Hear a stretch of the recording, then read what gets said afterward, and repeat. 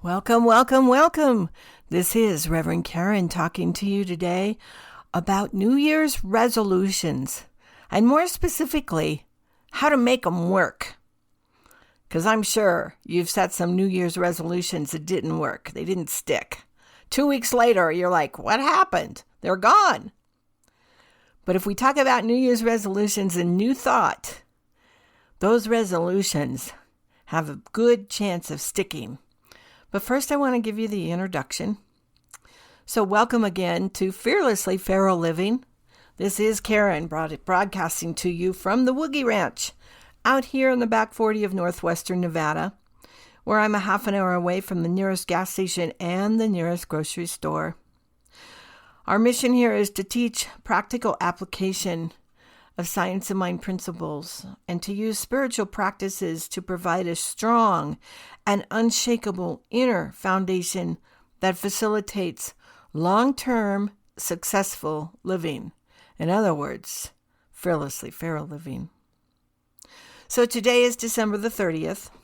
This time is filled with all sorts of newness. My email box is filled with people advertising their latest things. Methods to live better, products to ease what ails us, even some tips for making New Year's resolutions stick.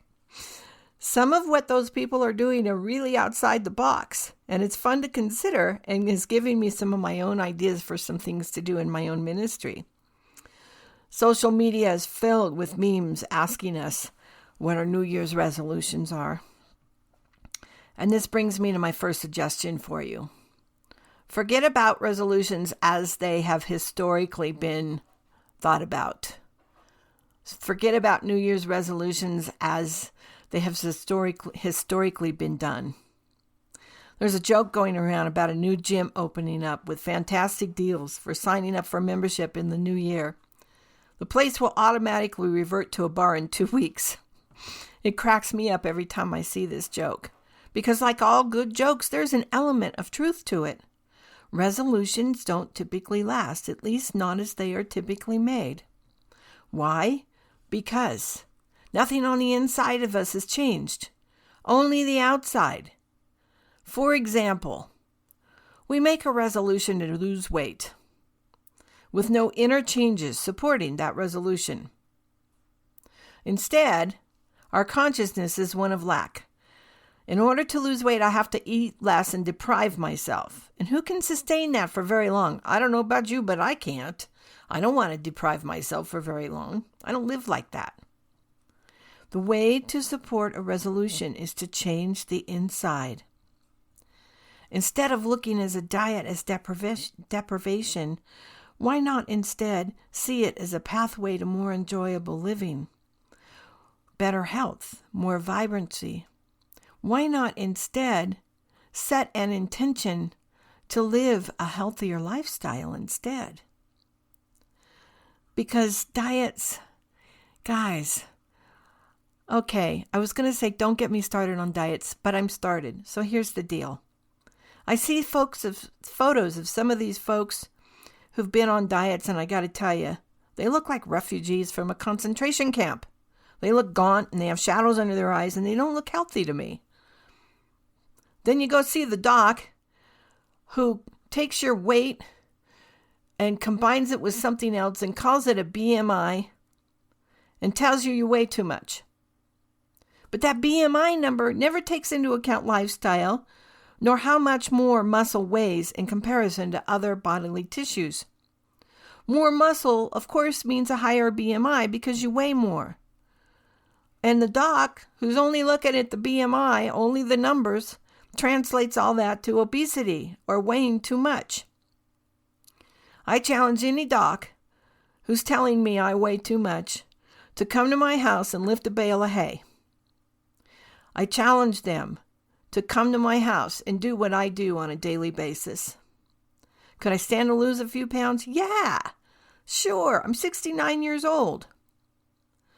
I don't know any 69-year-old who can't stand to lose a few pounds. But can I lift a bale of hay? Yeah.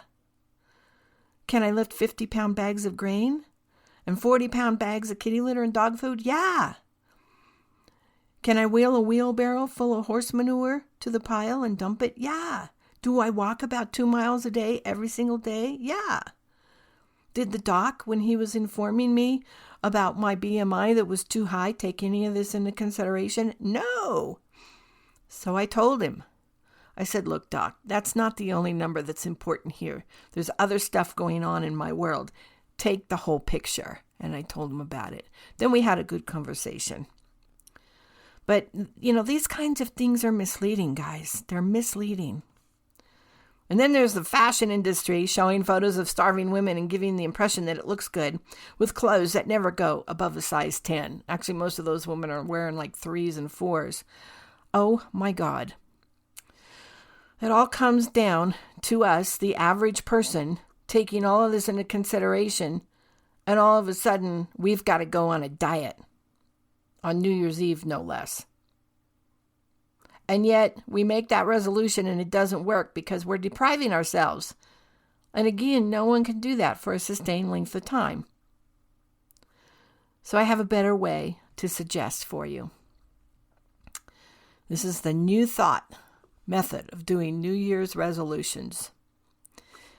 In New Thought, we teach that it is our thoughts that create our reality. So we get a new thought about something and create a new reality. Now, before you go off into thinking about the shit that happened to you in your life and say, my thoughts didn't create that. No, you're probably right. You probably didn't create it.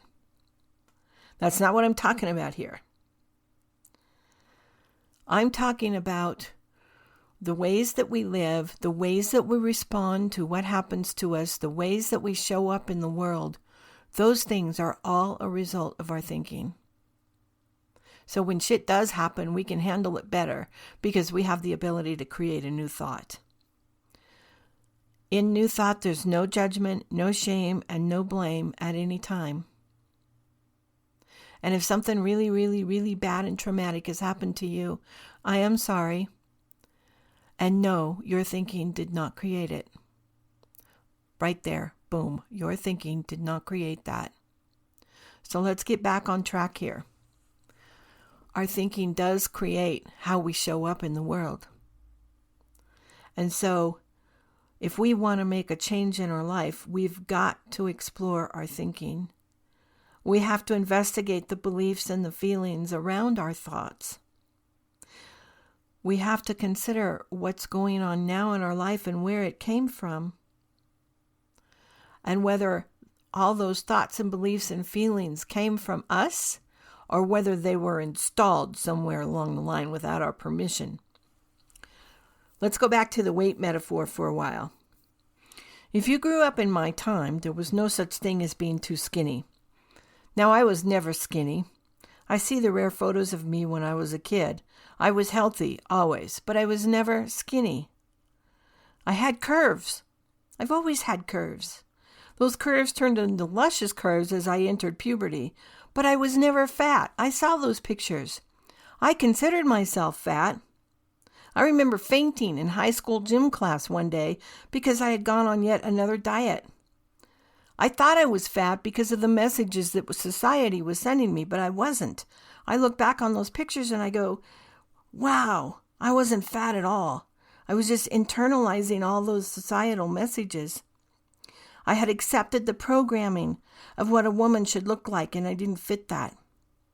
Honestly, I was built like Marilyn Monroe, and that simply wasn't done in the time I grew up. So I grew up shame-based because I didn't fit what society said I had to be.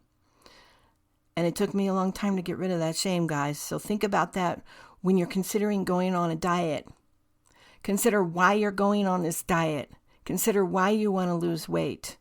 Consider if your programming really got installed by you or if it got installed by society or the parental units or peers or a teacher or something. We get to look at this stuff because it is good to truly know oneself. We're not going to be able to stick to something like a diet unless it's for us and for us only. So let's say you've investigated this and you've decided that it is time to lose weight. Okay. Time to go within again and change something in your insides. Because new thought, nothing on the outside can change and stay changed unless we change the insides first. It's truly an inside job. And here is where spiritual practices come in. So you want to lose weight, you've gained clarity on why, and you are living that truth. Which, by the way, took a spiritual practice of personal self-awareness, what I call introspection. There's a reason why they say, to thine own self be true. There's a bunch of reasons. And the spiritual practice of introspection, continually done, consistently and persistently, helps us to know our own self. And guys, I just want to share with you, when we know ourselves truly and well, life is so much better. That's how we get to live fearlessly feral. Here's another principle upon which to base all of this. And I call this principle the new thought whammy.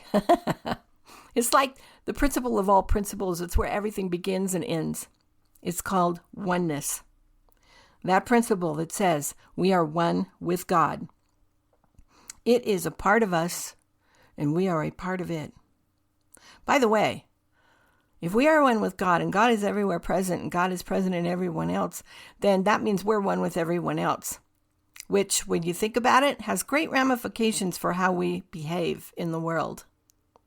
If we're one with every other human being on the planet, that has great ramifications for how we treat all those other people. I don't know about you, but when I think about that, I want to treat all those other people with kindness and empathy. Just a little food for thought. Anyway, the way to know God, if God is a part of us and within us, is to go within. Know yourself and you'll know God. Know yourself and you'll know your truth. Dig in there and discover if what you think is something you really want to think, or was it something installed? Figure it out. Get clarity on that. Chances are, if it was installed by somebody or something else, it really isn't your truth. And when you get to clarity with that, then you get to decide what your own truth is. And this is another thing I love about New Thought. I was recently giving a little primer on New Thought, and I remembered the phrase, we don't teach people what to think, we teach people how to think, which in my world is one of the main differences between what we do in Centers for Spiritual Living and New Thought and what religion does. Because religion tells people what to think, and we tell people how to think so they can figure it out for themselves. So, you've decided you want to make a change. You've gone within. You've discovered the reasons for the current reality in your life.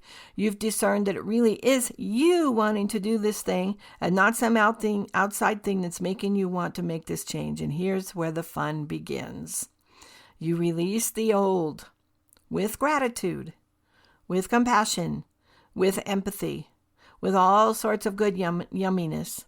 You release that stuff into the nothingness from which it came, and you say goodbye to it.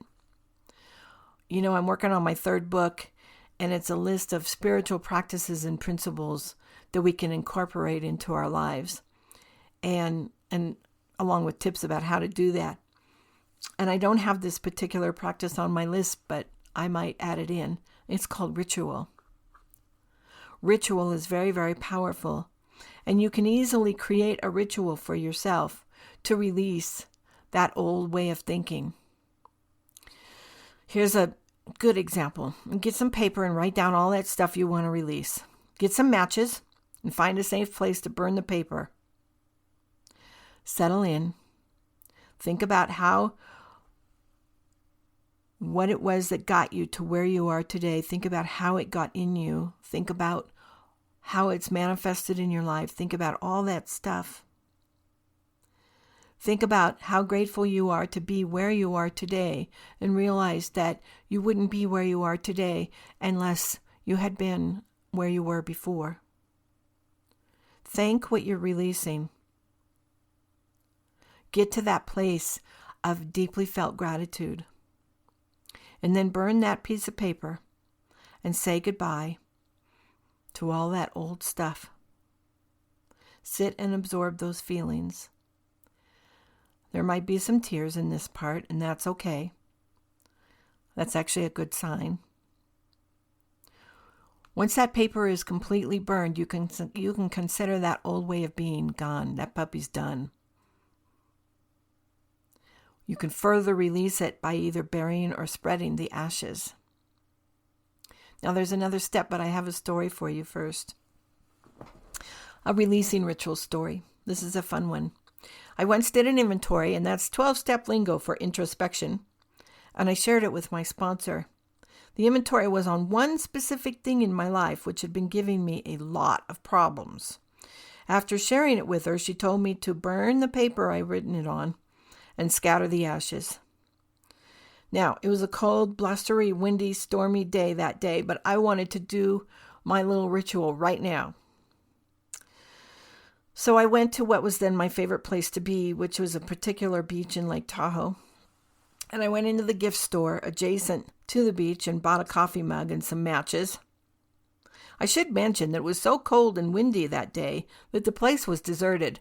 Other than the store clerk, I was the only person there.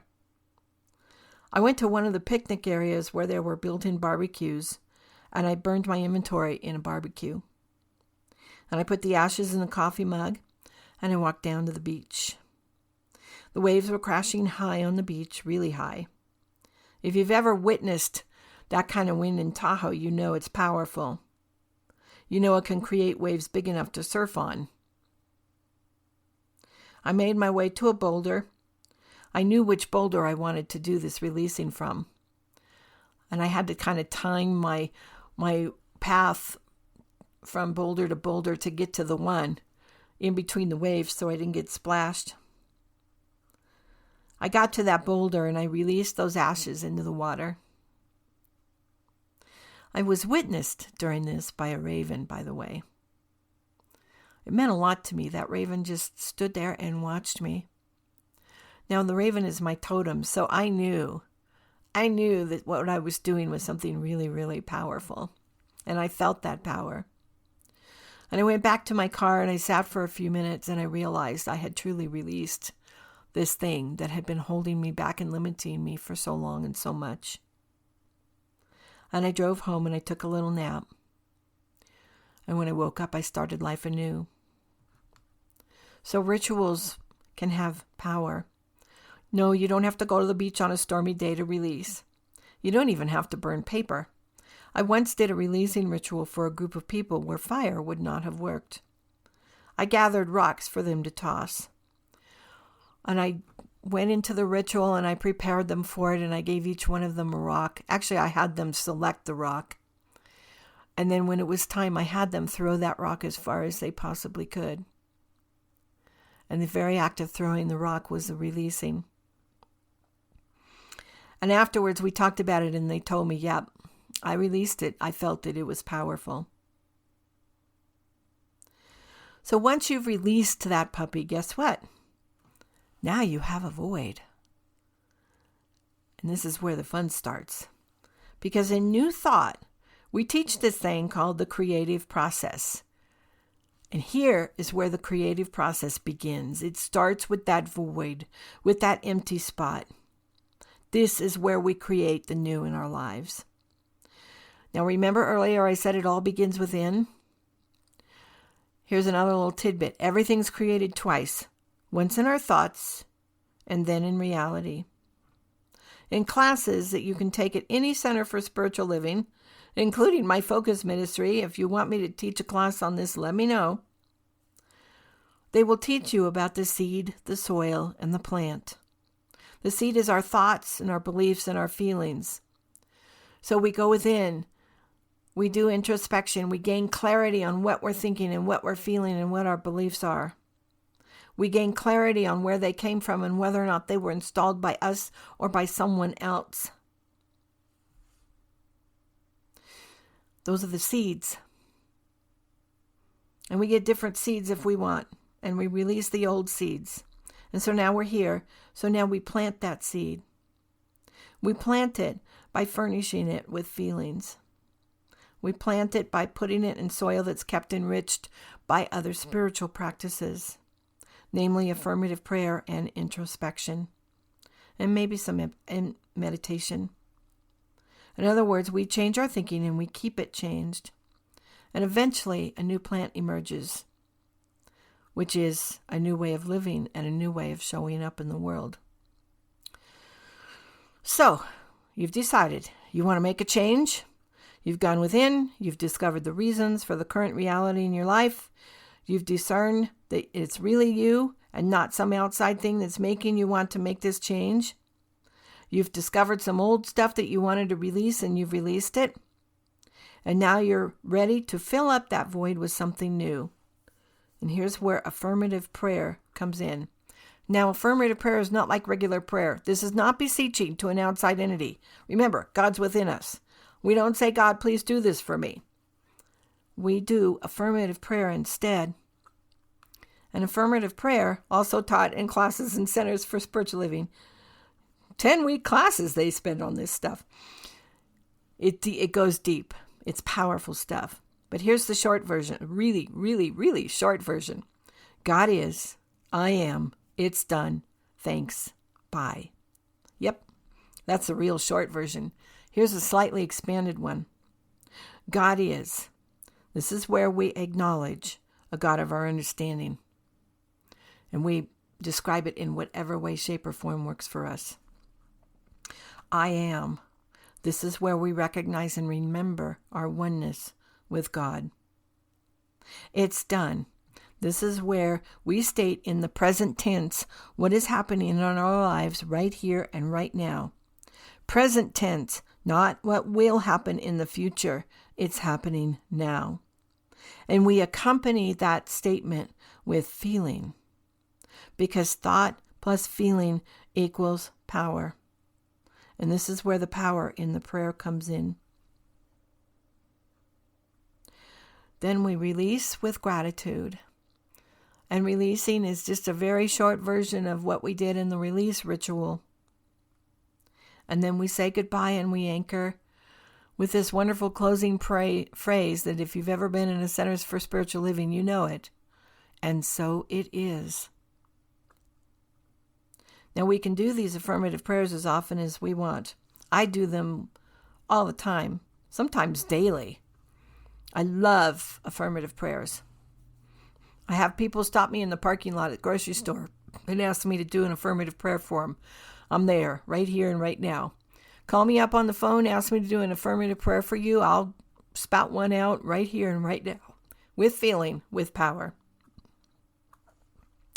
So we do that. We do those affirmative prayers. Oh, and by the way, if you can't know this truth for yourself, that's where you call up someone like me and you say, can you know this truth for me? And I will know it for you until you get to the place where you can know it for yourself. Because remember, we're all one. And if you can't know it for you, I can know it for you. Okay, so we continue to go within. Make sure we're keeping our thoughts changed. Because like any change, even with the ritual and the affirmative prayer, there's a part of us that resists change. That's your ego, trying to protect you because it's threatened by anything new. Be nice, but firm to that ego. My favorite way to do this is say, yeah, I know you're frightened. I get it. I hear you. But we're making this change. We've made this change. We don't think like that anymore. We think like this instead. And it's okay. And it's going to continue to be okay. I've got this. Or something like that. The cool thing about this process, change can happen immediately and stay changed. We don't have to repeat it.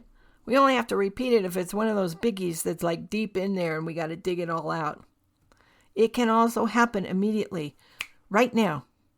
And it's happened both ways for me. I've had things change immediately for me. And then I've had other things that have taken some time. Through the continued process of introspection, we know this about ourselves. We know which things might be likely to return at some point in our lives. And we maintain awareness for that. Years downline, something might pop back up again that you thought you had gotten rid of. Time to do the process over again. That's all that is, because things like to pop back up. So, that's my take on New Year's resolutions. We get to go within, gain clarity, release the old, fill the void with the new, and onward we go into a wonderful and glorious new year. So I do wish you a happy new year. I thank you for listening, and I am so grateful for all of your support. Once again, we are a focused ministry of Centers for Spiritual Living, and your support is fully tax deductible. I've got links in the notes, but you can support us in a number of different ways. You can support the podcast at Buzzsprout, our host. You can support us by going to our Patreon page or our PayPal page. And you can find all of these links once again in the show notes and also at our website at fearlesslyferal.org. That's fearlesslyferal.org. Until I see you or hear from you or speak with you again, I am knowing fearlessly feral living for you and for me. Thank you.